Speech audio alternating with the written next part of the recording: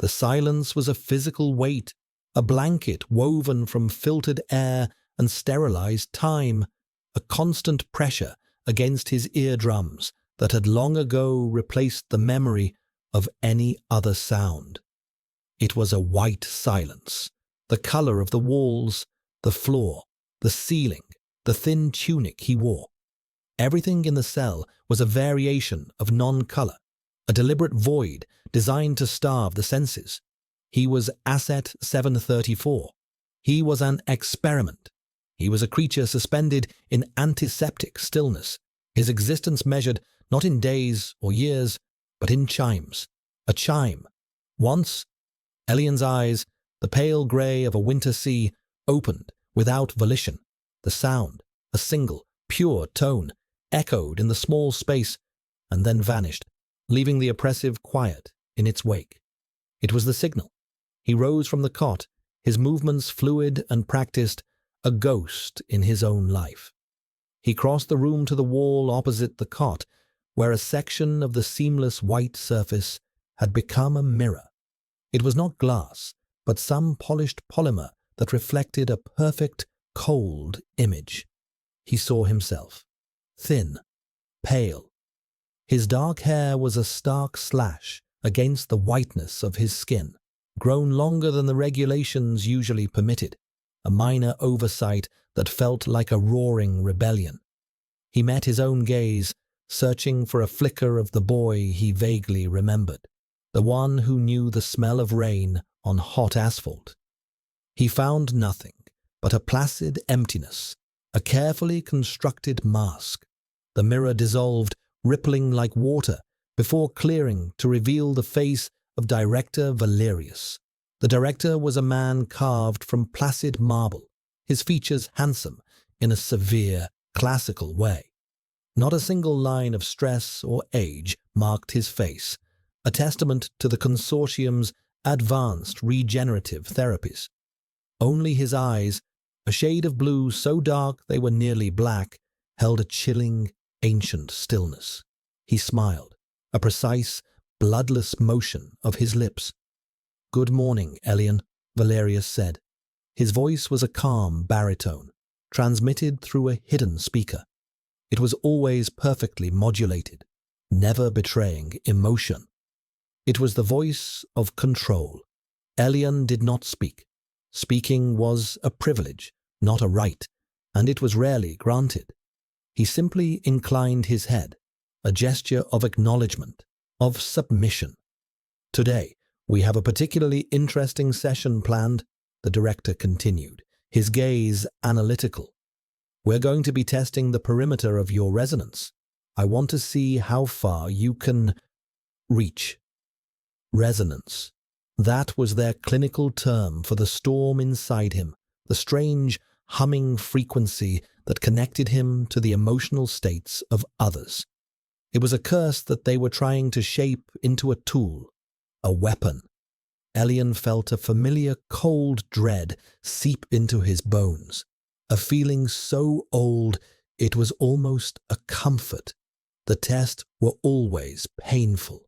They involved flooding his senses with projected emotions, panic, rage, terror, until his own consciousness threatened to fray and dissolve. He would be an open nerve, screaming into the void, while his body remained perfectly still. "I have the utmost confidence in you," Valerius added, the smile never wavering. "You are my most promising project, a perfect synthesis of biology and potential." The screen went white again, the director's face vanishing as if it had never been. Elian stood motionless, waiting. He could feel the subtle shift in the room's atmosphere, the low hum of machinery spooling up in the walls. The air grew colder. He closed his eyes, bracing himself. He was not a person. He was a project. He was not a man. He was an asset. He repeated the words in his head, a mantra of dissociation. It was the only armor he had. The first wave hit him not as a thought or a sound, but as a feeling. Raw, undiluted terror. It was the feeling of falling from a great height, the stomach-lurching certainty of impact. His breath hitched, his heart hammered against his ribs, a frantic bird trapped in a cage of bone. He squeezed his hands into fists, his nails digging into his palms. He focused on the small, sharp points of pain, trying to anchor himself. He would not break. He would not give Valerius the satisfaction. Then came the rage, a blistering, white-hot fury that was not his own. It screamed of betrayal, of injustice. It wanted to tear, to rend, to destroy. Elian's teeth ground together, a low growl building in his throat, a sound he fought to swallow. He could feel the director watching, observing, taking notes on his reaction thresholds.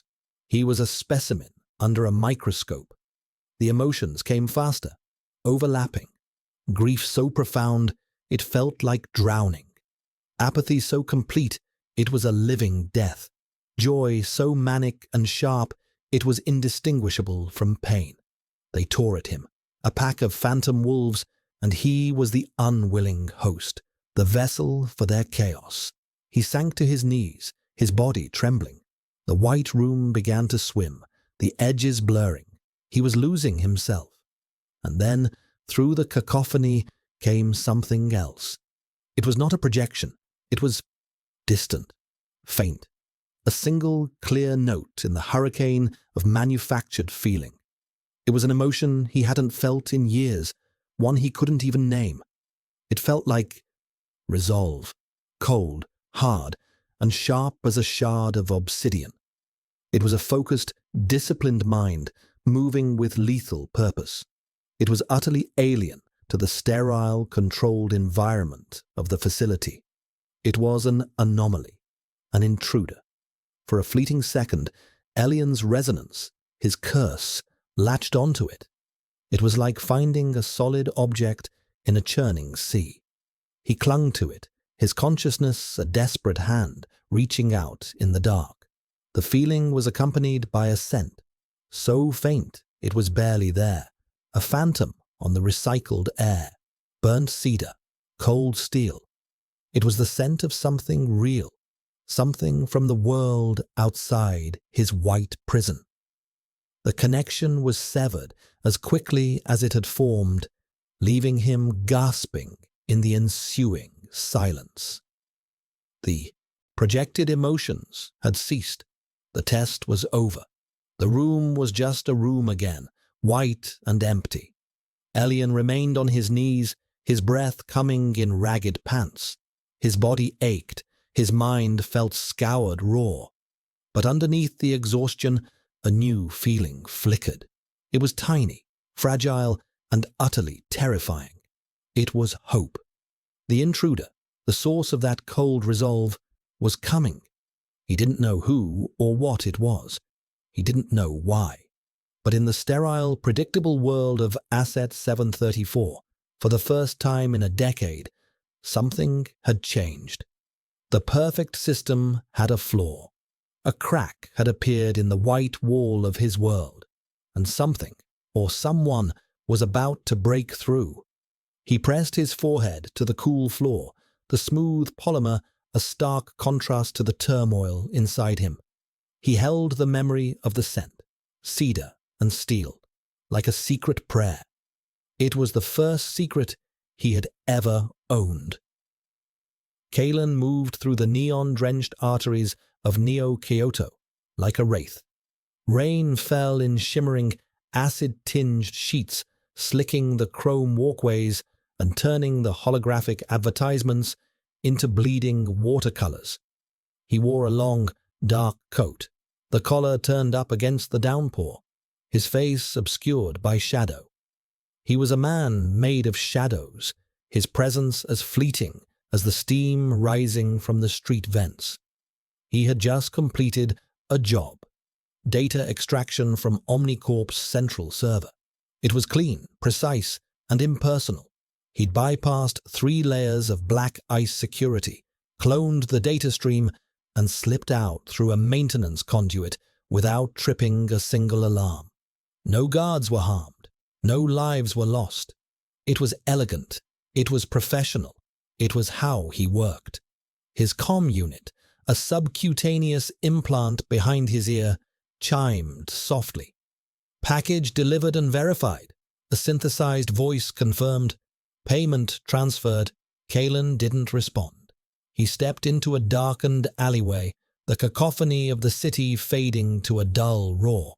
He ran a hand over his face, wiping away the rain. His own scent, the sharp notes of cedar and the cold, metallic tang of his cybernetic arm, clung to him, a familiar and grounding aroma. He was an alpha, but he kept his pheromones ruthlessly suppressed. They were a liability in his line of work, an emotional tell he couldn't afford. He preferred the cold, clean logic of code and the predictable physics of a well-placed round. He made his way to a discreet noodle bar tucked away in the lower levels, a place where anonymity was the currency of choice. The air was thick with the smell of broth and synthetic soy. He took a seat at the counter, his back to the wall, a habit ingrained by years of paranoia. A bowl of steaming noodles appeared before him without a word. He was a regular here, in a loose, unspoken way. He was halfway through his meal when a man slid onto the stool beside him. The man was impeccably dressed in a suit that probably cost more than the entire noodle bar. He smelled of money and a desperation. "They call you Nyx," the man said, his voice low. "The ghost of the grid. Best mercenary in the sector." Kalen continued to eat, his gaze fixed on his bowl. He didn't acknowledge the man. Compliments were a preamble to an unreasonable request. "I have a job for you," the man pressed, sliding a data slate across the counter. "A retrieval." Kalen finally looked up, his eyes, the color of storm clouds, meeting the man's. "I don't do retrievals," he said, his voice a low rasp. "They're messy, unpredictable." He pushed the slate back. "Find someone else." Retrievals meant people. People were complicated. They panicked. They got hurt. They died. He dealt in data, in assassinations, in corporate sabotage, tangible targets with predictable outcomes. He had done one retrieval mission, a long time ago. It had ended in fire, ash, and the scent of a terrified Omega he had failed to save. He had sworn, never again. "The target is not a person," the man said quickly, his desperation palpable. "It's an asset. The consortium has it. They call it Asset 734. Kalen's hand froze, his chopsticks hovering over the bowl. The consortium. The monolithic entity that ran half the known quadrant, their public face one of progress and order, their private one a black hole of unethical research and human rights violations. He had tangled with them before. It was never pleasant. "Still no," Kalen said, his voice flat. "The consortium's security is legendary. Getting something out of one of their black sites is a suicide run. The price would be astronomical." "Name it," the man said, without hesitation. "Whatever you want. Credits are no object." He leaned closer, his voice dropping to a conspiratorial whisper. "And we have more than just credits. We have information. We know what you've been looking for. The data files on Project Chimera." Kalen went still. Utterly, completely still. Project Chimera. The Black Ops program that had created the fire starters, the unstable pyrokinetics, the project responsible for the fire that had taken everything from him. He had spent 5 years hunting for any scrap of information, any name, any location connected to it. The trail had gone cold 3 years ago. "You're lying," Kalen said, but the word lacked conviction. His heart was a cold, heavy stone in his chest. The unredacted files, the names of the scientists, the location of their primary research facility, everything, the man promised. It's all on an encrypted drive. It's yours. The moment you deliver Asset 734 to us. The silence in the noodle bar seemed to thicken, pressing in on Kalen. The ghosts of his past were whispering in his ear. The memory of smoke, of screams, of his own failure. This was a deal with the devil. A messy, emotional, unpredictable retrieval. Everything he had sworn off. But the price. The price was redemption. He slowly pulled the data slate back towards him. His cybernetic fingers, cold and precise, tapped the screen, bringing up the file on Asset 734. It was heavily redacted. Clinical. Subject: Omega. Male. Age 24. Special aptitude. Empathic resonance. Class 9. Acquired by the consortium at age 14. Below the text was a single, low-resolution image. A pale, dark-haired young man with wide, haunted eyes. He looked less like an asset and more like a captured bird, his feathers dull, his spirit dimmed, but not entirely extinguished. There was a fragility to him that made something in Kalen's chest ache. He stared at the image, at the Omega's face. He was not an asset. He was a prisoner. "I work alone," Kalen said, his voice rough. He closed the file. "I'll need full schematics of the facility, guard rotations, and a ghost key for their network. And a down payment. Half the credits now." The man's shoulders sagged in relief. "Done. Everything you need will be transferred to your secure account within the hour." He stood up, leaving the data slate on the counter. "The asset is being held at the Ethelberg Research Citadel. It's a fortress. Good luck, Nix. You'll need it." The man disappeared back into the rain-swept night. Kalen was left alone with his noodles, now cold, and the weight of the decision he had just made. He had broken his one inviolable rule. For a ghost, for a chance to silence the screams from his past. He looked down at his cybernetic hand, the metal gleaming in the dim light. It was a tool for destruction, for clean, impersonal work. Now he was going to use it to pull someone from the fire.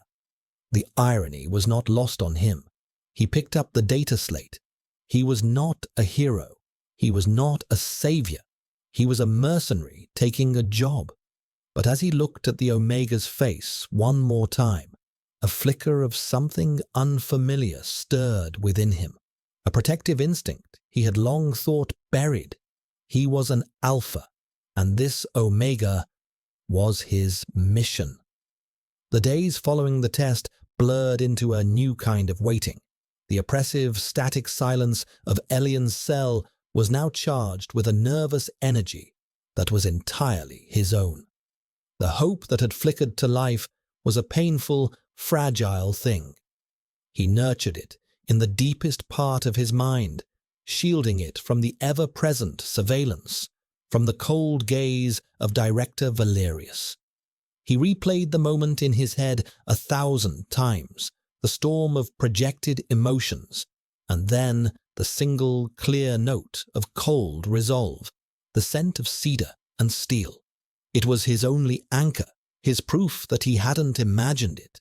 Valerius had noticed the change, of course. He noticed everything. "You seem distracted, Elian," he'd commented during his morning check-in, his image placid on the wall screen. "Your baseline vitals are elevated, your REM cycles are agitated. Is something troubling you?" Elian had simply looked at him, his face a carefully blank canvas. He could not afford to give anything away. The key director's curiosity was a scalpel, and Elian knew he would be dissected without a moment's hesitation if Valerius suspected anything. The director, seeing he would get no response, had simply smiled his thin, chilling smile. "No matter. We will be running a diagnostic sequence today, a deep cognitive scan. We need to ensure you're instrument is properly calibrated. The diagnostic was another form of violation. A machine would interface with his mind, mapping his neural pathways, cataloging his thoughts, his memories.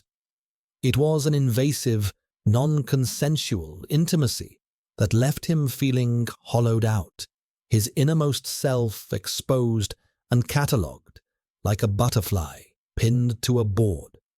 As the sterile medical arms descended from the ceiling, preparing to attach the neuro-links to his temples, he closed his eyes and retreated to the only place they couldn't fully touch, the memory of the scent, cedar, steel.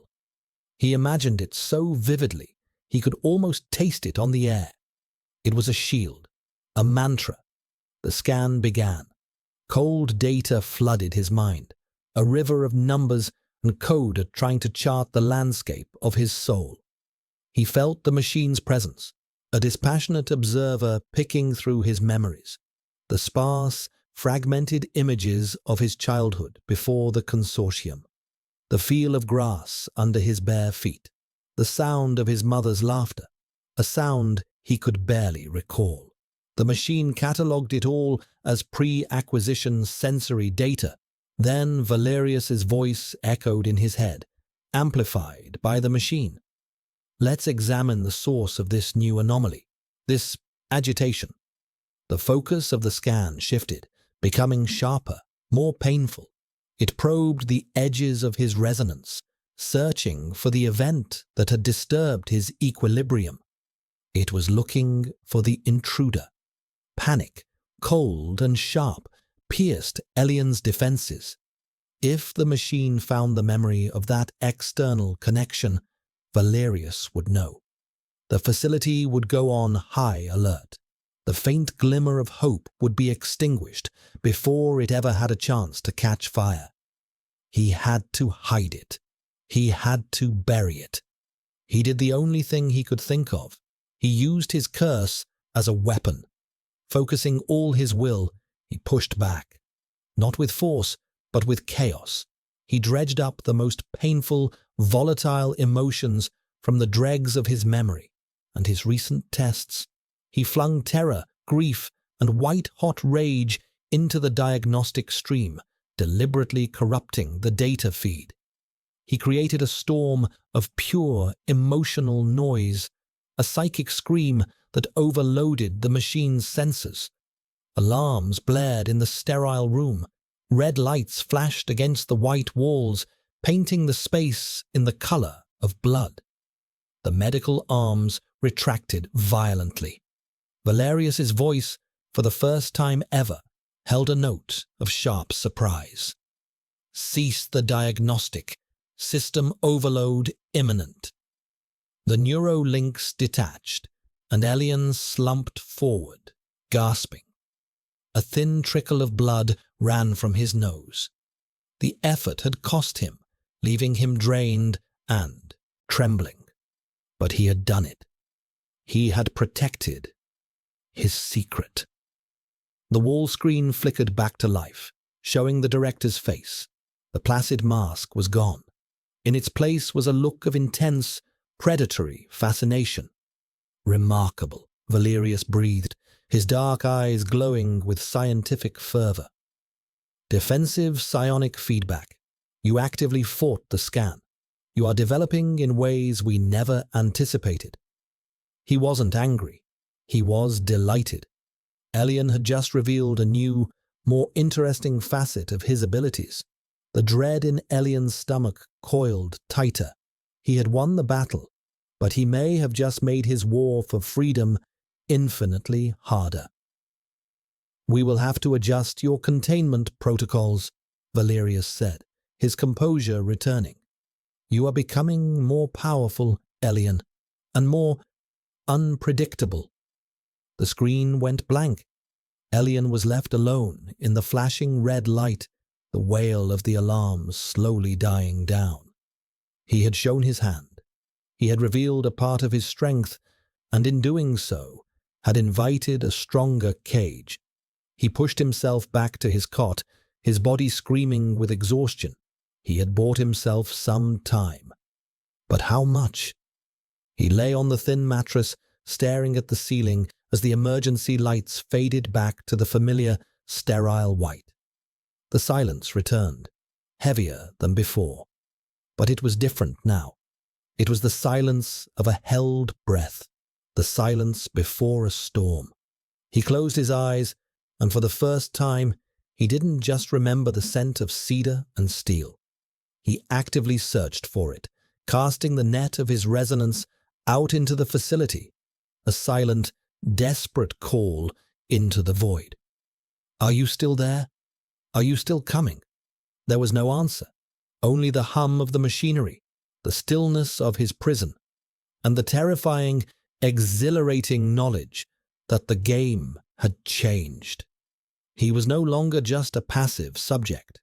He was a participant, a fighter, and he was waiting for his chance. The Ethelberg Research Citadel was a shard of glass and steel stabbing the sky, an architectural monument to the consortium's arrogance. It floated in a geosynchronous orbit, tethered to the Earth by a shimmering thread of a space elevator. It was designed to be impregnable, a fortress in the heavens. Kalen studied the schematics on his wrist-mounted projector, the blue light casting his face in stark relief. The place was a technological nightmare. Quantum-entangled comms, AI-driven sentry drones, pressure plates, genetic scanners at every checkpoint. A frontal assault was impossible. Infiltration was borderline suicidal. It was exactly the kind of puzzle he excelled at solving. He had spent 3 days in a cramped, anonymous transit pod, poring over the data the client had provided. He memorized every corridor, every vent, every power conduit. He mapped the guard rotations, the drone patrol patterns, the blind spots in the surveillance grid. He lived and breathed the Citadel's architecture until it was as familiar as his own skin. His plan was audacious, relying on precision timing and a healthy dose of misdirection. He wouldn't go up the elevator. He would come in from the outside. He had paid an exorbitant sum to a junk hauler to accidentally jettison a small cargo container on a trajectory that would intersect with the Citadel's outer hull. Inside that container, Kalen was a ghost in the machine, his body in a low-power stasis, his mind jacked into the container's navigation.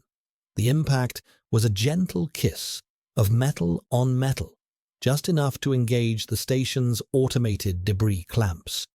Alarms would have registered, but a low-level maintenance alert for a minor debris strike was common. It wouldn't trigger a full security response. Not yet. He emerged from the container onto the Citadel's hull, a spider on a vast, sterile web. The void of space was absolute around him, silent and black, littered with the cold, indifferent light of distant stars. Below, the earth was a swirling marble of blue and white, a paradise he was detached from. His mag boots locked him to the hull with a solid thud. He moved with practiced, economical grace, a dark figure against the station's gleaming white exterior. He found the thermal exhaust port he was looking for, a small, unassuming vent that was a minor flaw in an otherwise perfect design. According to the schematics, its internal grating was titanium, but the control mechanism was on a separate, less secure network. He pulled a small device from his utility belt, a whisper-thin filament of conductive polymer, and fed it into the seam of the vent. He sent a coded pulse, a ghost key that mimicked a routine diagnostic command. For a heart-stopping second, nothing happened. Then, with a near-silent hiss of depressurization, the grating retracted. He slipped inside, the vent just wide enough for his shoulders. This was the point of no return. He was inside the beast. The air was cold, recycled, and carried the faint, sterile scent of ozone an antiseptic. It was the smell of a cage. It reminded him of the medical bay where he'd woken up after the fire, his arm gone, his life irrevocably altered. He pushed the memory down, locking it away. Emotion was a luxury he couldn't afford. He navigated the labyrinthine network of maintenance tunnels, a world of pipes, conduits, and humming machinery hidden behind the pristine white walls of the citadel. He was a virus in the station's bloodstream. At each junction, he consulted the map on his wrist, his movements precise and unhurried. He passed within meters of heavily armed guards, their conversations muffled through the walls. He heard the whir of sentry drones passing overhead in the main corridors. He was surrounded by a sleeping army. The deeper he went, the more he felt it. A pervasive sense of wrongness. The station wasn't just sterile, it was soulless. It was a place where living things were treated as data points. He thought of the Omega's face from the file, those haunted eyes. What had they done to him in this place? A cold anger, an emotion he rarely allowed himself, began to smolder in his gut. This wasn't just a job anymore. It was an extermination of a system. He finally reached the sub-level that housed the high-security research labs, Sector Gamma. According to the file, Asset 734 was held in Isolation Cell 3, at the very heart of the sector. The security here was on another level. Genetic scanners were embedded in the very walls, constantly sampling the air for unauthorized DNA. But Kalen had come prepared. He injected himself with a vial of synthesized protein markers cloned from one of the Citadel's own chief scientists, a man whose gambling debts had made him very cooperative. For the next hour, he would register to the system as Dr. Aris Thorne. He exited the vent into a deserted service corridor. Before him was a single reinforced door marked with the consortium's logo. The final barrier. He placed his hand on the scanner. The metal was cold against his palm. A green light glowed. Access granted. The door slid open with a soft hiss, revealing a short hallway and another identical door. An airlock. As the outer door sealed behind him, he knew the inner one would not open until the system was satisfied. He stood in the small, white space, waiting. His plan had worked flawlessly so far. Too flawlessly. A prickle of unease traced its way up his spine. This was too easy. His comm unit crackled to life. It wasn't the client. It was an open channel. A calm, baritone voice filled the small space, laced with an unnerving, academic curiosity. "Welcome, Nix," the voice said. "Or do you prefer Kalen? We've been expecting you." Kalen's blood ran cold. The airlock remained sealed. The walls seemed to press in on him. It was a trap. "Your infiltration was impressive," the voice continued. It was the same voice from the file briefings, the project lead, Director Valerius. A beautiful demonstration of skill and audacity. But you see, the most valuable assets are also the most tempting bait, and I have been so very curious to see who would come for my prize.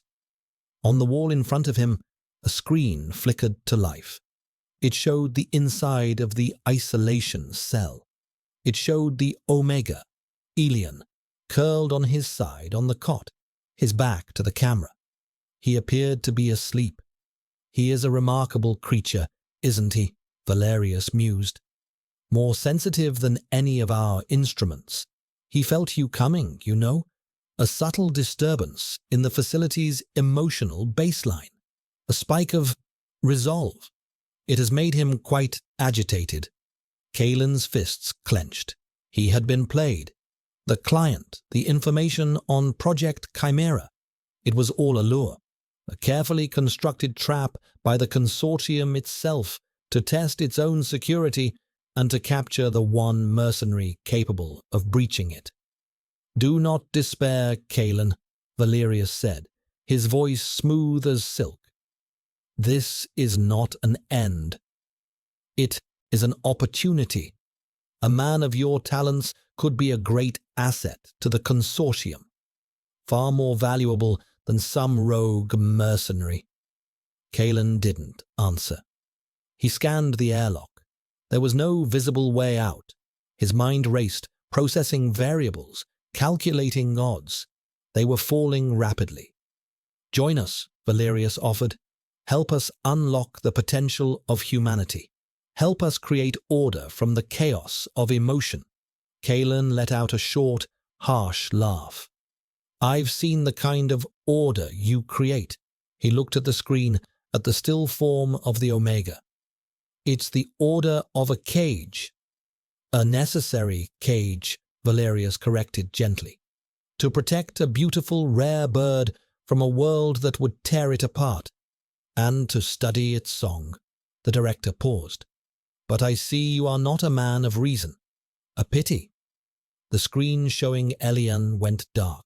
The lights in the airlock flickered and died, plunging Kalen into absolute blackness. A faint hiss filled the silence. Gas. A neuro-paralytic agent, tasteless and odorless. He held his breath, but he knew it was too late. His rebreather unit would only last so long, and it was designed for toxins, not anesthetic saturation. His limbs grew heavy. His thoughts became sluggish. The cold resolve that had driven him here was dissolving into a thick fog. His last conscious thought was of the Omega's face, those haunted grey eyes. He had failed. Again, the darkness took him, and the last thing he smelled before unconsciousness claimed him was the sterile, antiseptic scent of the trap. Elian was not asleep. He lay on his cot, his body rigid, his senses stretched to their breaking point. He had felt the intruder's presence grow stronger, a steady, pulsing beacon of determination moving through the station's metallic veins. The scent of cedar and steel was no longer a phantom memory. It was a tangible presence, faint but undeniable, leaking into his sealed world. He was close. He was so close. Then he felt the shift. The cold resolve faltered, clouded by confusion, then alarm. It was like watching a bright light flicker and die. A new presence had entered the periphery of his awareness, a mind he knew all too well. Valerius. He felt the director's cold, clinical satisfaction, the thrill of a successful experiment. He felt the intruder's consciousness fog over, dimming into a forced, unnatural sleep. He had been caught. The rescuer had been captured. A wave of despair, so profound it was nauseating, washed over Relian. The fragile hope he had harbored shattered into 1,000,000 pieces. The crack in his prison wall had been sealed. The silence that descended was no longer one of anticipation. It was the silence of a tomb. He curled into a tighter ball, pressing his face into the thin mattress. He was alone again. Utterly, completely alone. He had been a fool to hope. The consortium was infallible. Valerius was always in control. He didn't know how long he lay there, adrift in a sea of his own misery. Time had ceased to have meaning again. But then, the chime. Once, he ignored it. Let them come. Let them run their tests. It didn't matter anymore. The chime sounded again, more insistent this time. Then, the hiss of the door to his cell sliding open. This was unscheduled. His routine was being violated. He slowly pushed himself up, turning to face the door, a dull, resigned emptiness in his chest. It was not a medical orderly or a guard. It was Director Valerius himself, standing in the doorway. He was not on a screen. He was here, in the flesh. In all the years Elian had been here, Valerius had never once entered his cell. The director's physical presence was overwhelming. He was taller than he appeared on screen, his tailored suit immaculate, his posture perfect. He radiated an aura of absolute authority. "Elian," he said, his voice the same calm baritone, but it was different hearing it in person, without the filter of a speaker. It was more real, more dangerous. "Get up. You have a visitor." Elian's heart stuttered. A visitor? He stared at Valerius, confused. The director stepped aside, and 2 guards entered, flanking a figure who sagged between them. The figure's head was bowed, his dark hair plastered to his forehead with sweat. He wore a dark, tactical suit, now scuffed and stained. As the guards shoved him forward, he stumbled, catching himself on one knee. He lifted his head, and Elian's breath caught in his throat. It was him, the man from his senses, the source of the resolve, the cedar, the steel. His face was sharp, angular, etched with exhaustion, but still defiant. His eyes, the color of a gathering storm, scanned the room before landing on Elian. In that gaze, Elian saw not the cold, detached mercenary he had sensed, but a flicker of something else, shock, regret, a dawning horror.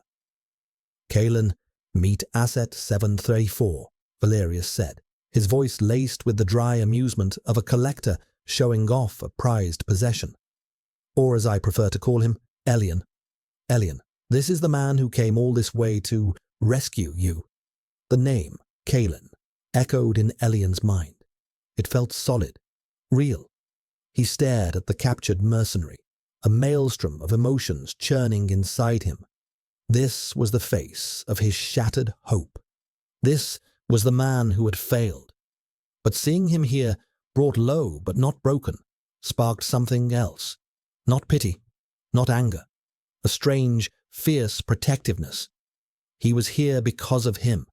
He had been caught because of him. "He is an alpha," Valerius continued, circling Kalen like a predator. "A very powerful, very disciplined one. He managed to suppress his pheromones almost completely. Almost," he gestured towards Elian. "But you felt him anyway, didn't you, Elian? Your senses are so much more refined." Kalen's jaw was tight, his gaze fixed on Elian. He looked at Elian not as an asset, but as a person.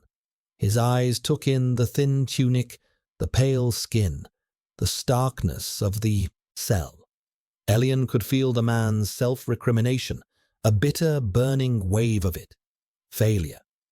"I failed him." "I thought a formal introduction was in order," Valerius said, stopping behind Kalen. "And a demonstration." He placed a hand on Kalen's shoulder. "You see, Kalen, you came here to take something of mine, so it seems only fair that I take something of yours." Valerius produced a small silver device from his pocket and pressed it to the back of Kalen's neck. Kalen stiffened, a strangled gasp escaping his lips, his body arched in a silent scream. "A neural inhibitor," Valerius explained conversationally to Elian. "It disrupts the higher functions of the prefrontal cortex, the seat of logic, reason, and control." Elian watched in horror as Kalen's carefully constructed composure shattered. The iron-willed discipline he had sensed dissolved into raw, primal instinct. A low growl rumbled in Kalen's chest. His head snapped up, his storm-grey eyes now blown wide, the pupils dilated, and then the scent hit Elian, no longer faint or suppressed, but a tidal wave of pure, unfiltered alpha, burnt cedar, hot steel, and a sharp, dominant musk that flooded the small cell, saturating the air. It was overwhelming, terrifying, and yet, underneath the aggression, there was a current of something else. A desperate, protective urge aimed squarely at him. The alpha instinct, In its purest form, Valerius murmured, fascinated. Stripped of all social conditioning. All it knows is threat, territory, and mate. He looked at Elian, a cold smile playing on his lips. And for some reason, its instincts have fixated on you. How fascinating. Kalen was on his feet now, swaying slightly, his gaze locked on Elian. He was a caged wolf, every muscle coiled, ready to spring. He saw the guards. He saw Valerius. He saw them as threats. He took a half step towards Elian, a protective, possessive move. Elian's own Omega instincts, long dormant and suppressed in this sterile environment, flared to life in response. He felt a tremor of fear, but also a pull, a deep biological call answering the alphas. The scent was dizzying, making his head swim, but it wasn't hostile towards him. It was a shield, a claim. Let him go, Elian whispered, the first words he had spoken in days. His voice was hoarse, unused. Valerius raised an eyebrow, surprised and pleased. He is a danger, Elian, a wild animal. I am protecting you. You're torturing him, Elian said, his voice gaining a sliver of strength. He met Valerius's gaze, his own pale eyes ignited with a fire the director had never seen before. He was not just an asset anymore. He was an Omega, and his alpha was in pain. Kalen let out another low growl, this one directed at Valerius. The guards tensed, raising their pulse rifles. Stop, Elian said, louder this time. He took a step forward, placing himself slightly in front of where Kalen stood. He was shielding his rescuer. The irony was bitter. Valerius's smile widened. This was better than any test he could have designed. Very well. He pressed the device on Kalen's neck again. The mercenary shuddered, his eyes clearing for a moment, the raw instinct receding, replaced by a wave of pain and humiliation. He collapsed to his knees, panting, the overwhelming scent dissipating back to a low simmer. He looked at Elian, his expression ravaged. Take him to the adjacent holding cell, Valerius commanded the guards. I believe our two assets will have much to resonate with. The guards hauled Kalen to his feet and dragged him from the room. Valerius turned back to Elian, his eyes gleaming. You see, Elian, hope is a very dangerous variable. It introduces chaos into a perfectly ordered system, but chaos, too, can be studied. He stepped out of the cell, and the door hissed shut, plunging Elian back into his familiar prison. But it was not the same. The silence was gone, replaced by the ghost of a scent, the memory of a storm-grey gaze, and through the wall he could feel him. Kalen, his failed rescuer, his fellow prisoner, his alpha. The despair was gone, burned away by a fierce, defiant anger. Valerius thought he had won. He thought he had trapped them both, but he had made a fatal error. He had put them together, and in doing so, he had given them the one thing that might be powerful enough to tear his ordered world apart. Each other. The escape was not a calculated plan. It was a desperate, chaotic surge, born from the fusion of two broken people. Kalen was thrown into the cell adjacent to Elian's. It was identical, white, sterile, and soulless. The neural inhibitor had left him with a pounding headache and a profound sense of violation. He had been reduced to a base animal, his instincts laid bare for Valerius's clinical amusement. The shame was a physical weight, heavier than any failure he had ever known. He paced the small cell, his cybernetic hand clenching and unclenching. He was a fool. He had walked into a trap baited with his own past, and in doing so, he had not only failed to rescue the Omega, but had likely condemned him to a worse fate. Through the wall, he could feel him. It wasn't a thought, but a certainty. a low, thrumming hum at the edge of his senses. Elian. He could sense the Omega's distress, a quiet, vibrating terror that called to every protective instinct in his alpha biology. It was a feeling he had tried to suppress his entire life, the instinct that had led to his first and greatest failure. Now, it was roaring back to life, fueled by the proximity of the one he was supposed to save. He pressed his palm against the cool, seamless wall that separated them. "Elian," he whispered, the name a rough sound in his throat. He didn't know if the Omega could hear him. A moment later, a faint pressure against the other side of the wall. Elian was there. He couldn't hear a voice, but he felt a response through their strange connection, a wave of gratitude and fear, so potent it made his own heart ache. They were two prisoners, separated by a few inches of reinforced polymer, yet they were more connected than any two people in this entire God's-forsaken station. It was Elian who initiated it. Kalen felt it first as a subtle pressure in his mind, a gentle probing. It was the Omega's resonance, but it was different from what Valerius had described. It wasn't a passive sense. It was an active, focused projection. It carried an image, a feeling. Elian was showing him something, a schematic, a power conduit that ran between their two cells, behind the wall.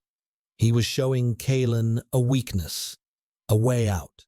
Kalen's mind, trained for exactly this kind of problem-solving, latched onto the information immediately. It was a high-voltage plasma conduit. If he could rupture it, the resulting power surge would overload the locking mechanisms on both their doors. It would also likely trigger every alarm in the sector and fry half the systems on the sub-level. It was incredibly dangerous. It was perfect. He sent a feeling back, a pulse of affirmation. "I see it." Stand back from the wall. He felt a wave of trust in return. "Be careful." Kalen looked at his cybernetic arm. It was designed for precision, for interfacing with technology, but it was also a tool of immense strength. He focused, channeling the arm's internal power supply, overriding the safety limiters. A low hum filled the cell as the synthetic muscle fibers in the arm glowed with a faint blue light. He drew his arm back and slammed his metal fist into the wall at the exact point Elian had shown him. The impact was thunderous. The polymer dented, spiderweb cracks spreading from the point of impact. It wasn't enough. He hit it again and again. Each blow sent a jarring shock through his own body, but he ignored the pain, fueled by a desperate urgency. On the fifth strike, the wall gave way with a screech of tearing metal and polymer. He had punched through to the maintenance space behind. The conduit was there, a thick, armored cable pulsing with a dangerous blue energy. Alarms began to shriek throughout the facility. Red lights bathed his cell in an emergency glow. He didn't have much time. He reached in, his organic hand carefully avoiding the conduit, and grabbed the edges of the hole he had made. With a roar of exertion, he tore the panel away, creating an opening large enough to crawl through. The heat from the conduit was intense. He peered through the opening into the other cell. Elian was standing by the far wall, his pale eyes wide with a mixture of terror and awe. "Get back," Kalen yelled, his voice raw. He turned his attention back to the conduit. He couldn't just break it. The plasma discharge would incinerate them both. He needed to create a controlled overload. He used his cybernetic fingers to pry open a service panel on the side of the cable, exposing the raw wiring within. He pulled a small metallic object from a hidden compartment in his boot. A feedback looper, a piece of illegal tech that would cause any energy passed through it to cascade exponentially. He jammed it into the wiring. The effect was instantaneous. The blue glow of the conduit intensified to a blinding white. The hum rose to a deafening shriek. Kalen scrambled back through the hole into his own cell just as the conduit exploded in a shower of white-hot sparks. The lights in both cells flickered and died. The electronic locks on their doors shorted out with a loud crackle, sliding open a few inches. Freedom, or at least the beginning of it. Kalen kicked his door open and stumbled into the corridor. It was chaos. Alarms blared, sprinklers rained down recycled water, and guards were shouting in the distance.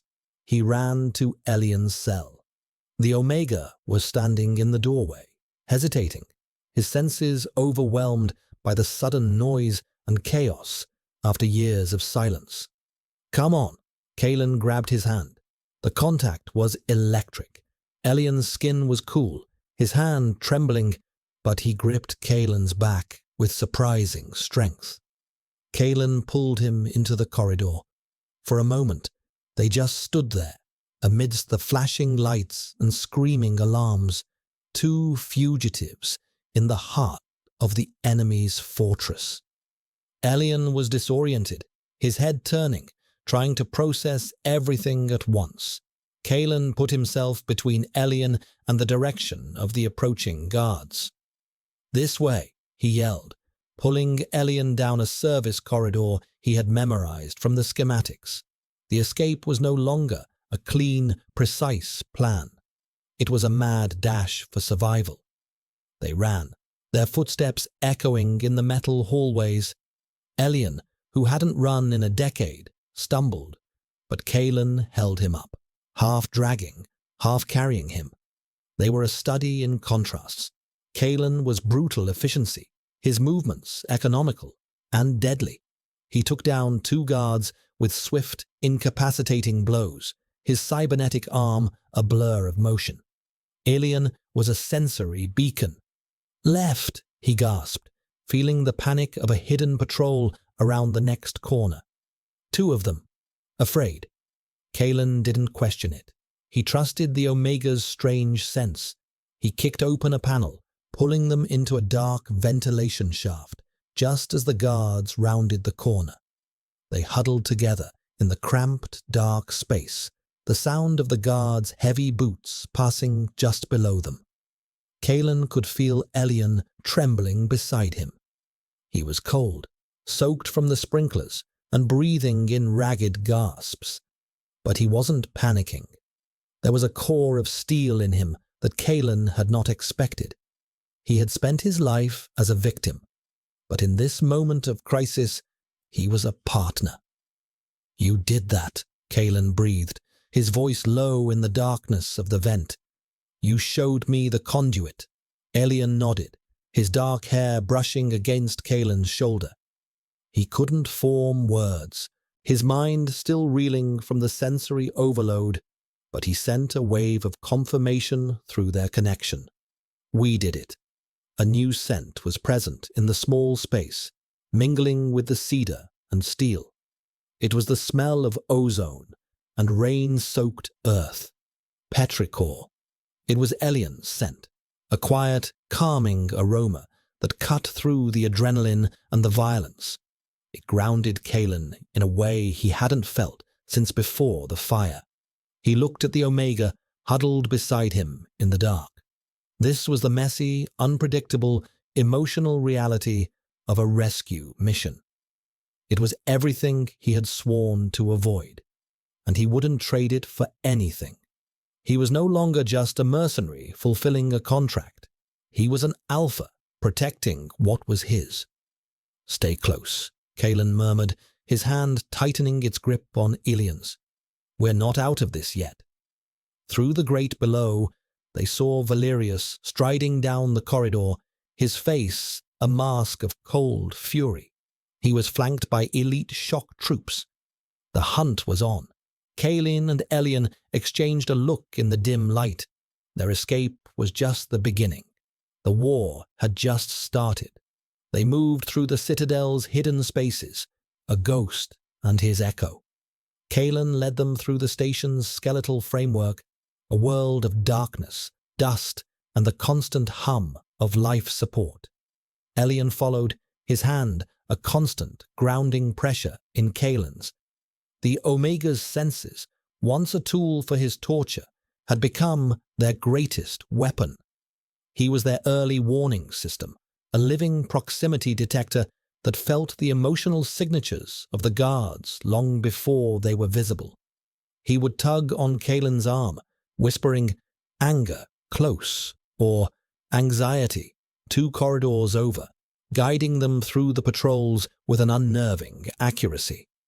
They finally found temporary refuge in a decommissioned hydroponics bay. The air here was thick with the ghost of green things, the phantom smell of soil and chlorophyll. Emergency lights cast long, distorted shadows, making the dormant nutrient tanks look like ancient sarcophagi. Water dripped from a broken irrigation pipe, a steady, rhythmic sound that was a stark contrast to the wailing alarms, which were now a distant, muffled cry.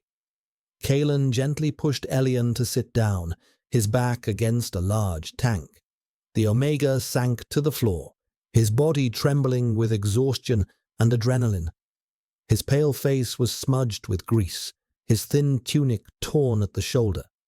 He looked fragile, yet his eyes, when they met Kaelin's, were clear and fiercely alive. "Are you hurt?" Kaelin asked, his voice softer than he intended. He crouched in front of Ellian, his gaze scanning for injuries. Ellian shook his head. "Just overwhelmed." He looked around the dark, damp space, at the dead, skeletal remains of plants in their racks. "It's so much. The sounds, the smells." He brought a hand to his head, as if to quiet the noise inside. Kaelin understood. After a decade of sensory deprivation, the real world was a violent assault. He reached into a pouch on his belt and pulled out a nutrient paste packet and a small water filter. He offered them to Ellian. "Eat, drink. You need your strength." Ellian took them, his fingers brushing against Kaelin's.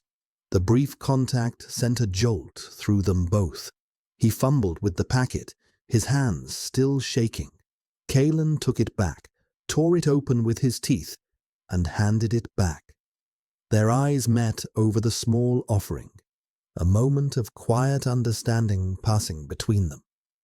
While Ellian ate, Kaelin tended to his own injuries. He had a deep gash on his forearm from the shrapnel of the exploding conduit. He methodically cleaned it with an antiseptic wipe, the sting barely registering. As he worked, he felt Ellian's gaze on him. It wasn't just a look. It was a feeling, a wave of concern, and a tentative curiosity projected through their bond. "It's just a scratch," Kaelin said, not looking up. "He called you Kaelin," Ellian said, his voice quiet. The name sounded strange and intimate in the silence of the bay. Kaelin paused, then nodded. "It's my name. I am Ellian," the Omega replied, as if claiming his own name for the first time. He was not Asset 734. He was Ellian. The formal exchange, so simple and yet so profound, hung in the air between them. They were no longer a mercenary and his target. They were Kaelin and Ellian. Kaelin finished dressing his wound and sat down, leaning his back against the tank a few feet from Ellian. The adrenaline was beginning to fade, leaving a deep, bone-weary exhaustion in its place. He closed his eyes for a moment, the image of the fire, the smell of ash, rising unbidden in his mind. He had failed then. He could not fail now. "Why?" Ellian asked, his voice pulling Kaelin from his dark thoughts. Why did you come for me? Kalen opened his eyes. The question was simple, but the answer was a tangled mess of guilt, vengeance, and a reluctant sense of duty. I was hired, he said, the partial truth tasting like a lie. Elian was silent for a moment, his gaze unwavering. He could feel the lie, or at least the omission. There's more, he stated. Not a question, but a fact. Kalen sighed, a rough, tired sound. He looked at this pale, fragile man who had shown more strength in the last hour than most soldiers showed in a lifetime. He deserved more than a half-truth. Your captors, they have information I need. Information about something from my past. A fire, a failed mission. He didn't elaborate. He didn't need to. The pain of the memory was a sharp, bitter tang in the air between them, a scent Elian could likely taste as clearly as he could. Elian nodded slowly, his expression softening with an empathy that was both his curse and his gift. He understood loss. He understood pain. I'm sorry, he whispered. They sat in a comfortable silence for a while, the only sound the steady drip of water. The shared vulnerability had forged a new level of intimacy between them, deeper than any physical touch. Elian, finished with the nutrient paste, hesitantly moved closer, sitting beside Kalen, their shoulders almost touching. The scent of petrichor and ozone was stronger now, a calming balm on Kalen's frayed nerves. Your scent, Kalen found himself saying, the words surprising him. It smells like rain. A small, sad smile touched Elian's lips. I used to love the rain. Before. He looked down at his hands. In the cell, sometimes I would try to remember it. The smell, the sound. It was the only thing that felt real. The quiet confession was a blow to Kalen's chest. The simple pleasures the universe had stolen from this man. The anger he felt towards Valerius and the consortium solidified from a smouldering coal into a cold, hard diamond of rage. This wasn't just about his past anymore. This was about Elian's future. You'll see it again, Kalen said, his voice a low, fierce promise. Real rain. I'll get you out of here. I'll get you to a place where you can feel the sun on your face and smell the rain on the wind. Elian looked up at him, his pale grey eyes shimmering in the dim light. He saw the conviction in Kalen's face, the absolute certainty in his storm-grey eyes. And for the first time, his hope was not a fragile, flickering thing. It was a steady flame, lit by the promise of an alpha who had broken all his rules for him. He reached out, his fingers hesitating for a moment before gently touching the back of Kalen's cybernetic hand. The metal was cool, smooth. Beneath it, he could feel the faint hum of its inner workings. But through their bond, he could feel the warmth of the man it was attached to, the fierce loyalty, the protective fire. Thank you, Kalen, he whispered. Kalen turned his hand over, his metal fingers gently curling around Elian's. He did not pull away. The contact was an anchor for them both in the quiet dark of the station. They were not just running anymore. They were fighting for something, for a future, for the promise of rain. The quiet intimacy of the hydroponics bay was a fleeting illusion. Kalen knew they were living on borrowed time. Valerius would be tearing the station apart, his cold fury driving a systematic grid-by-grid search. Running and hiding was not a long-term strategy. It was a slow death. They needed a new plan. They needed to go on the offensive. While Elian rested, his body finally succumbing to a decade of sleep deprivation, Kalen worked. He accessed his wrist-mounted comm, its systems heavily encrypted, but not invisible. He couldn't risk transmitting. but he could access the Citadel's internal network through a maintenance port he found on the nutrient tank. He was a shark in their data streams, moving silently, searching for a weapon.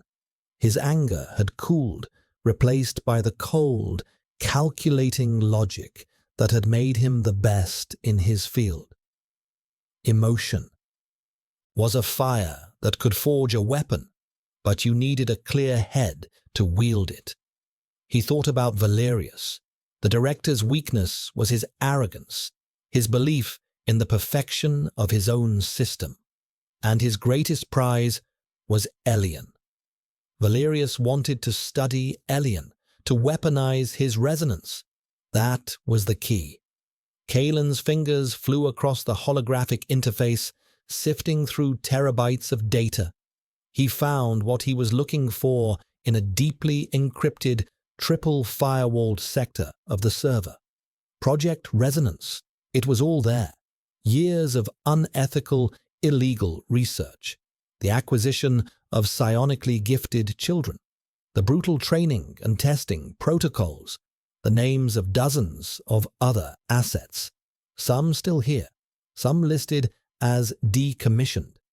It was a litany of horrors, all documented with chilling, scientific detachment. And at the center of it all was Asset 734. Elian, the project's crowning achievement. The files contained everything. Valerius's personal logs, the unredacted data from Elian's tests, even the plans for the next phase of the project.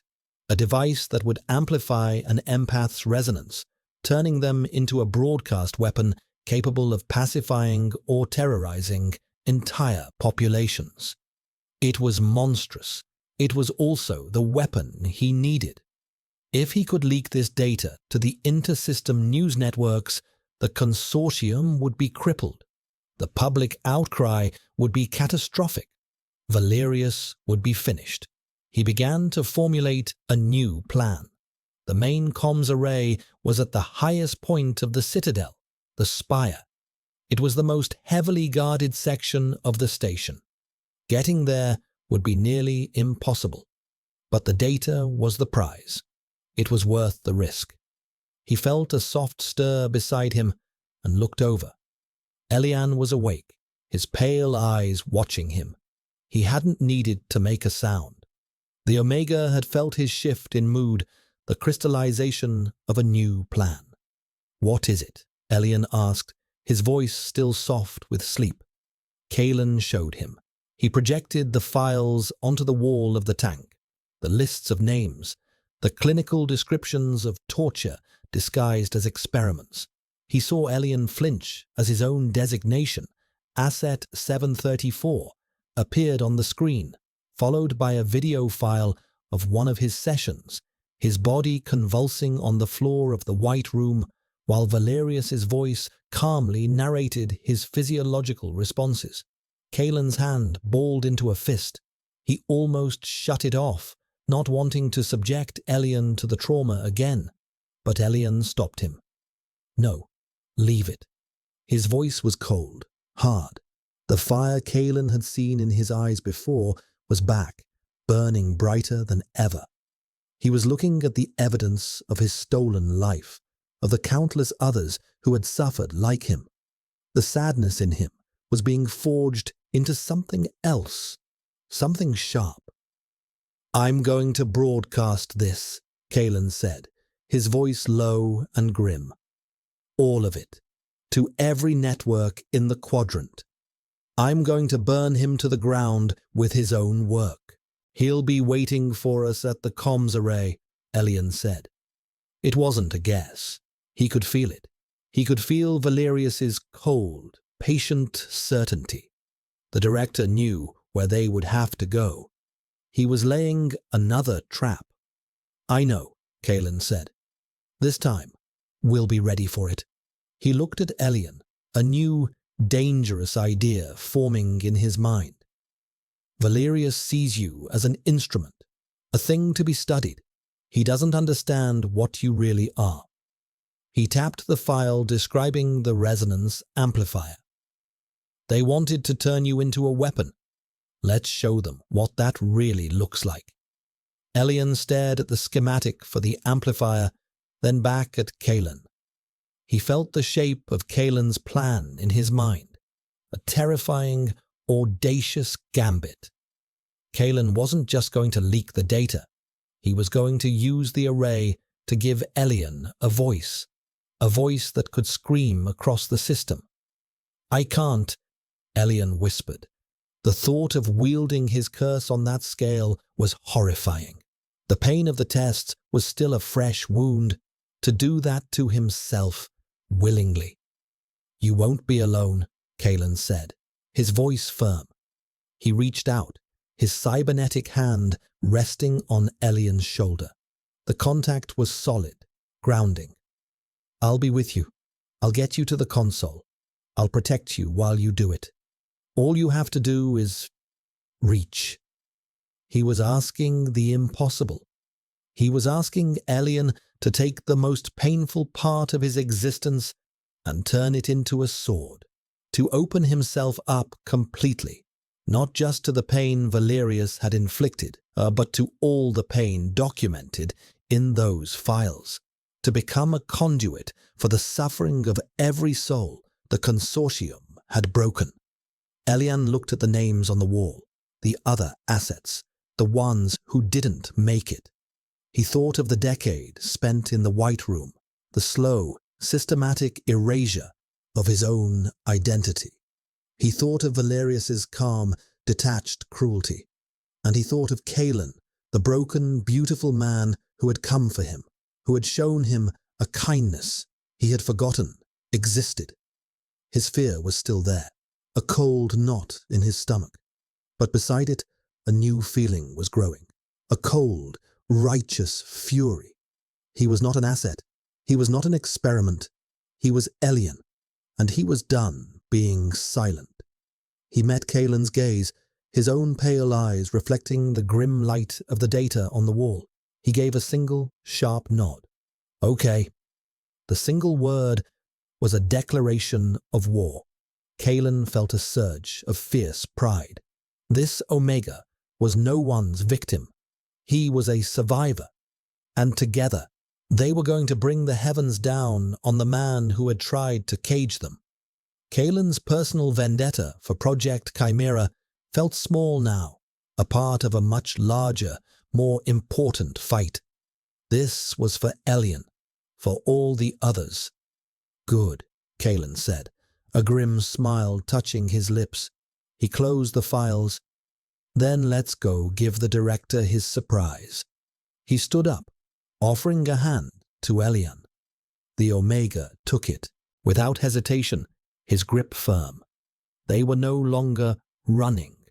They were hunting, and their prey was waiting for them at the top of the world.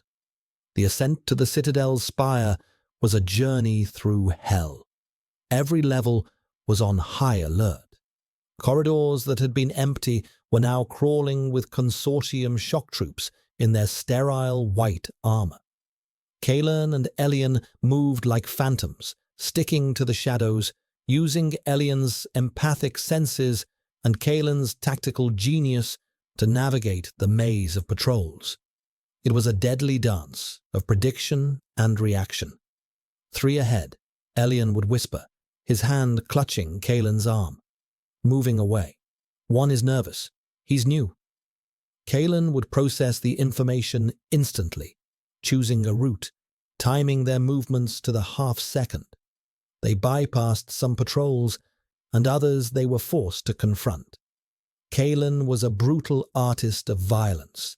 He moved with a speed and precision that was terrifying to behold, his attacks aimed at disabling, not killing. A blow to the neck, a twist of a limb, a shock from his cybernetic arm that overloaded the suit's electronics. He was a whirlwind of controlled fury, always keeping his body between the soldiers and Elian. Elian, for his part, was more than just a spotter. As they fought their way upwards, something inside him shifted. He began to use his resonance not just to feel, but to influence. It was subtle at first. He would focus on the nervous guard, amplifying his fear, making him hesitate at a critical moment, giving Kalen an opening. He pushed a wave of confusion at a patrol leader, making him second-guess his orders. It was draining, leaving him dizzy and nauseous, but it was working. He was fighting back with the very thing that had been used to torture him. They reached the final lift to the spire, a private elevator reserved for the director and his senior staff. It was heavily guarded. 4 elite soldiers stood before it, their pulse rifles at the ready. There was no way to sneak past them. "I'll create a diversion," Kalen said, his voice low. "When they move, you run for the lift. I'll follow." "No," Elian said, his grip on Kalen's arm tightening. "Together." He looked at the guards, his gaze hardening. He could feel their minds, disciplined, focused, loyal. But beneath that, there was a flicker of something else, the echo of all the morally questionable things they had done for the consortium, the buried guilt, the suppressed fear. "I can do this," Elian said, his voice shaking but firm. He closed his eyes, concentrating. Kalen stood beside him, a silent guardian, his body tense, ready to spring the second the plan failed. Elian reached out with his mind. He didn't push an emotion at them. Instead, he pulled one from them. He found that sliver of doubt, that flicker of guilt in one of the guards, and he amplified it, reflecting it back at the whole group. He didn't create the feeling. He simply made them truly feel what they had been suppressing. The effect was devastating. The lead guard suddenly stumbled, his rifle lowering. His face went pale. He was seeing the faces of prisoners he had abused, hearing the echoes of pleas he had ignored. Another guard cried out, dropping to his knees, clutching his head as years of buried atrocities flooded his consciousness. They weren't being attacked by an outside force. They were being consumed by their own inner demons. Kalen stared, astonished. Elian was not a cudgel. He was a mirror, and the reflection he showed them was unbearable. While the guards were incapacitated by their own consciences, Kalen and Elian slipped past them and into the lift. The doors hissed shut, and the elevator began its silent ascent. Elian sagged against the wall, his face ashen, a trickle of blood running from his nose. The effort had cost him dearly. Kalen was at his side in an instant, supporting him. "Elian."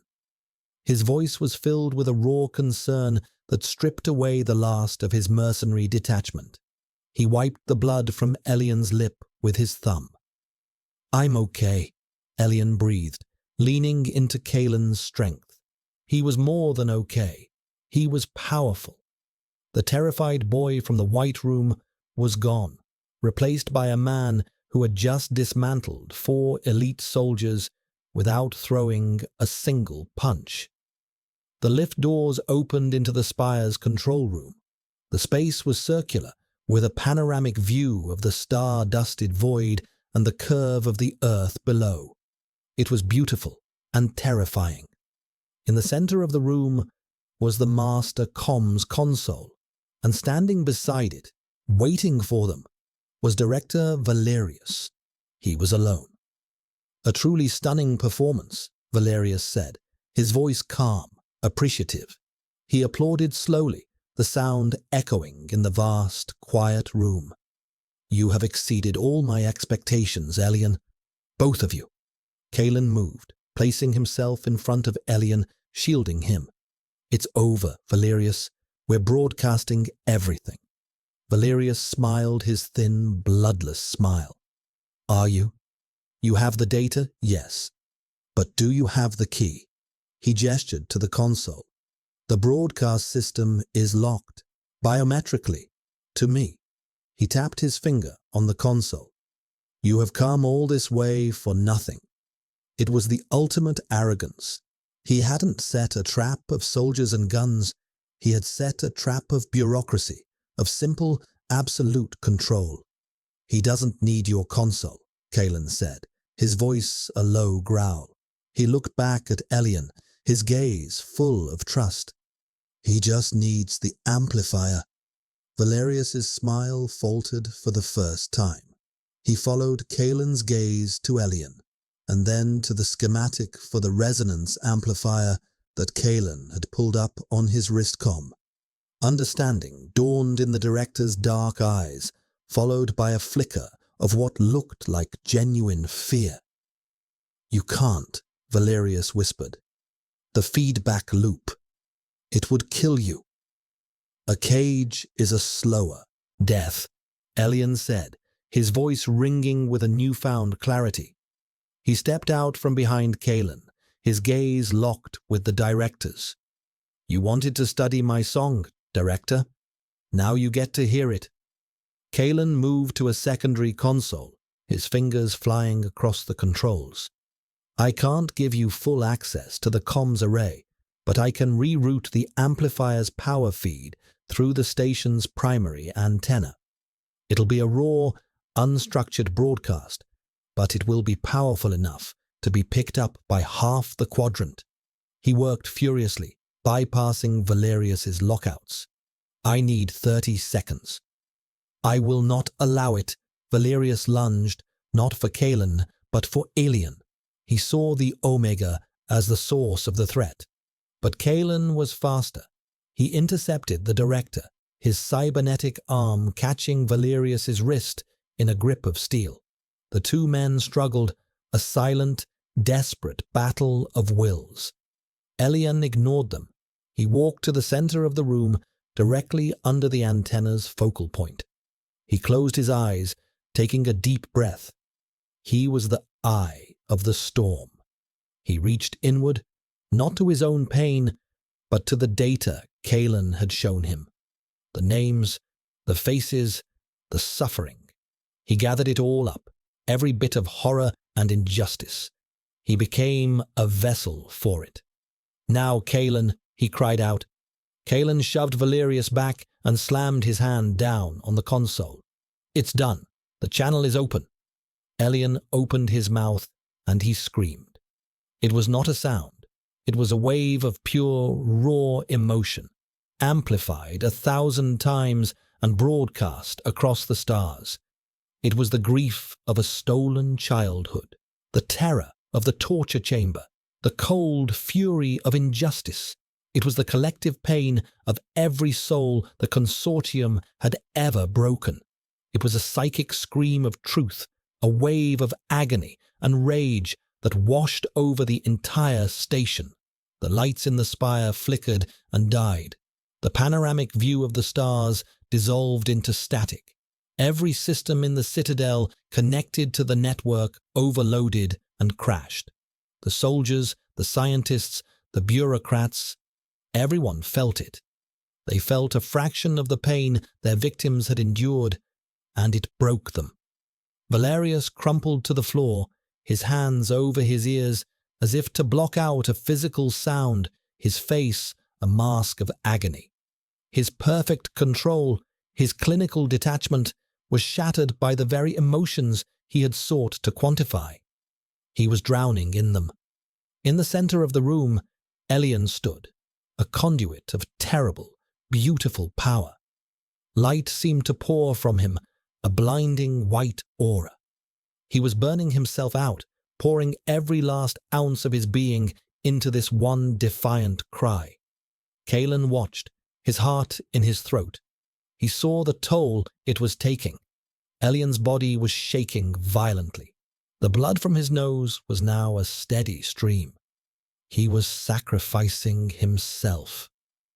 "Elian, that's enough," Kalen yelled, running to him.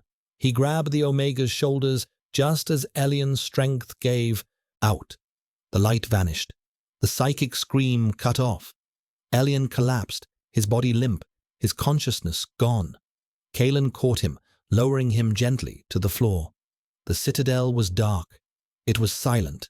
The only sound was the ragged gasps of Valerius, weeping on the floor. Kalen cradled Elian in his arms, his face pale against Kalen's dark tactical suit. He was breathing. Faintly, but he was breathing. He was not an asset. He was not an experiment. He was the man who had screamed truth to the stars. And Kalen, the mercenary who didn't do rescues, held him close, his own face buried in Elian's dark hair.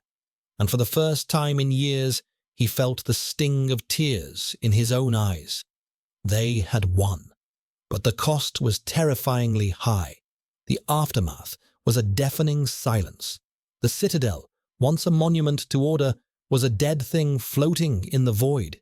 Its systems were fried, its staff incapacitated, its perfect structure broken by a single righteous scream. Kalen carried Elian through the darkened, silent corridors, his footsteps the only sound. He found an emergency shuttle in the director's private bay, its systems on an isolated network, untouched by Elian's broadcast. He laid Elian gently on one of the shuttle's medical bunks, his form small and still against the clean white sheets. The Omega was pale, his breathing shallow, a deep, unnatural stillness about him. He had poured his entire life force into that one act of defiance, and Kalen didn't know if he would ever wake up. The thought was a cold, sharp blade in his gut. He sealed the shuttle doors, cutting them off from the tomb of the citadel.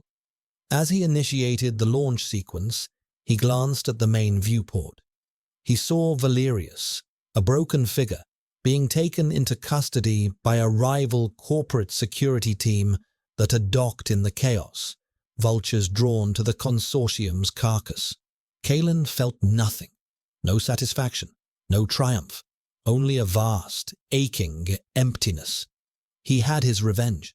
The consortium was shattered, Project Resonance exposed. The data on Project Chimera was likely his for the taking now. But none of it mattered. Not if Elian didn't wake up. The shuttle pulled away from the station, a small, fleeing spark in the infinite black. Kalen set a course for a neutral system, a quiet, forgotten moon with a breathable atmosphere where they could disappear. He sat by Elian's bunk, his hand resting on the Omegas, a silent vigil in the quiet hum of the shuttle. Days blurred into one another. Kalen didn't sleep. He monitored Elian's vitals, administered hydration and nutrients intravenously, and waited. He talked to him, his voice low and rough in the sterile cabin, telling him stories of the outside world, describing the color of a sunset on a desert planet, the taste of real food, the sound of an ocean. He told him about the rain. "It washes everything clean, Elian," he murmured, his thumb stroking the back of Elian's cool hand. "You just have to wake up to feel it." He found himself touching Elian's face, tracing the line of his jaw, brushing his dark hair from his forehead. The mercenary's detachment was gone, burned away in the spire. All that was left was this raw, terrifying tenderness. He was an alpha, and his Omega was hurt. The instinct was no longer something to be suppressed. It was the very core of his being. The scent of cedar and steel in the small cabin was thick with concern, with a desperate plea. On the fifth day, something changed. A flicker of an eyelid, a faint sigh. Kalen's head snapped up, his heart hammering. "Elian?" The Omega's pale grey eyes slowly opened. They were cloudy at first, unfocused. They roamed the cabin before finally settling on Kalen's face. Recognition dawned. A faint, weak smile touched his lips. "Kalen," he whispered, his voice a dry rasp. Relief so potent it was dizzying washed over Kalen. He leaned forward, his forehead resting against Elian's. "You're awake." The words were thick with emotion. "We did it?" Elian asked, his voice fragile. "We did it," Kalen confirmed. "The consortium is in chaos. Valerius is finished. It's over." Elian closed his eyes again, a single tear tracing a path from the corner of his eye into his hair. It was a tear of relief, of exhaustion, of a victory he had barely survived. They arrived at the moon, a small green world named Haven. It was a backwater place, forgotten by the major powers. Kalen had an old safe house there, a small rustic cabin nestled in a forest of towering, moss-covered trees. He carried Elian from the shuttle, the Omega's arm draped over his shoulder, his feet unsteady on the soft, loamy earth. For the first time in over a decade, Elian was outside. He stopped, his head tilted back, his eyes wide. He took a deep, shuddering breath, filling his lungs with the scent of damp earth, of pine needles, of living, growing things. It was overwhelming, a symphony of sensations after a lifetime of silence. He reached out, his fingers touching the rough bark of a tree, a look of pure wonder on his face. Kalen watched him, a quiet ache in his chest. This was what they had fought for, this simple, profound moment. The days that followed were quiet, gentle. Elian slowly regained his strength. His resonance, which had been frighteningly silent after the broadcast, began to return. But it was different now. It was calm, quiet, a gentle hum instead of a chaotic storm. He could feel the life in the forest around them, the placid contentment of the animals, the slow, steady pulse of the trees. His curse had become a gift. They fell into a comfortable rhythm. Kalen would hunt and gather, and Elion would tend to the small garden behind the cabin. They spoke little, but their silence was full of communication. A shared look, a soft touch, the comfortable proximity of their bodies as they sat by the fire in the evenings. The bond between them, forged in violence and desperation, was settling into something deep and enduring. The sharp, dominant scent of Kalen's alpha nature had softened, a constant, warm presence of cedar and protective steel. Elian's scent of petrichor and ozone was a constant, calming promise of peace. One evening, as they sat on the porch of the cabin, the sky began to darken. The air grew heavy, thick with the smell of approaching rain. Elian looked up, his expression unreadable. Kalen watched him, his heart quiet. The first drop fell, landing on Elian's outstretched hand. Then another, and another. Soon, a gentle rain was falling, pattering on the roof of the cabin, whispering through the leaves of the trees. Elian stood up and walked out into it, his face turned up to the sky. He closed his eyes, letting the cool water wash over him, plastering his dark hair to his head, soaking his simple clothes. A real smile, bright and genuine, spread across his face. He was laughing, a quiet, joyful sound that was the most beautiful thing Kalen had ever heard. Kalen walked out and stood beside him in the downpour. He didn't say anything. He just watched Elian, the man he had rescued, the man who had rescued him, right back from the prison of his own past. Elian opened his eyes and looked at him, his pale grey eyes shining, full of a future that was no longer a dream.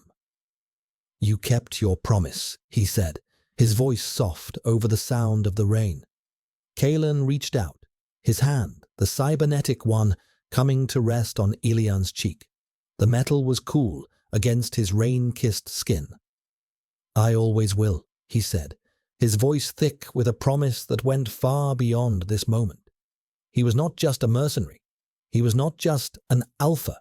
He was Kalen, and this was Elian. And here, in the gentle rain, on a forgotten moon at the edge of the galaxy, They were finally, irrevocably home. The rescue was over. The life was just beginning.